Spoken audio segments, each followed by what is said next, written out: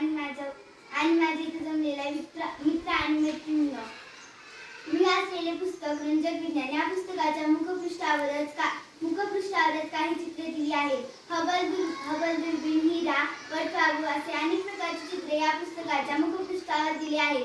तर या पुस्तकाच्या मलपृष्ठावर अनेक विज्ञान विषयक लेखकाची नावे दिलेली आहेत व त्यांनी लिहिलेल्या पुस्तकांची नावे दिलेली आहेत. मी रंजक विज्ञान हे पुस्तक वाचले. या पुस्तकाचे लेखक अनिल दांडेकर यांनी अतिशय कमी शब्दामध्ये जास्तीत जास्त माहिती या पुस्तकामध्ये दिली आहे.